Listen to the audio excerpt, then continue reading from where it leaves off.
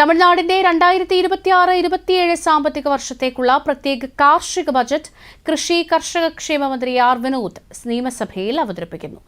C Joseph Vijay നയിക്കുന്ന ടി.വി.കെ സർക്കാരിന്റെ ആദ്യ ബജറ്റ് ധനമന്ത്രി എൻ മേരി വിൽസൺ അവതരിപ്പിച്ചതിന് തൊട്ടു പിന്നാലെയാണ് കാർഷിക ബജറ്റ് അവതരിപ്പിക്കുന്നത്. വിളവായ്പ എഴുതിത്തള്ളൽ, ഉയർന്ന സംഭരണവില, കാലാവസ്ഥാ വ്യതിയാനങ്ങളെ നേരിടാനുള്ള നടപടികൾ എന്നിവയിൽ നിർണായക പ്രഖ്യാപനങ്ങൾ ഉണ്ടാകുമെന്ന പ്രതീക്ഷയിലാണ് കർഷകർ.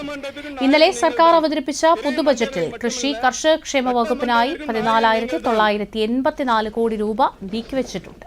ഉയർന്ന എണ്ണങ്ങളെ വിതയാക്കി ஊழல் ஒவ்வொன்றையும் களையெடுத்து சமத்துவம் எனும் செடி வளர்த்து மக்களாட்சி எனும் பெரும் மரத்தை பிடித்து நிற்கும் கோட் சூட் போட்ட அணிந்த விவசாயி நீங்கள்.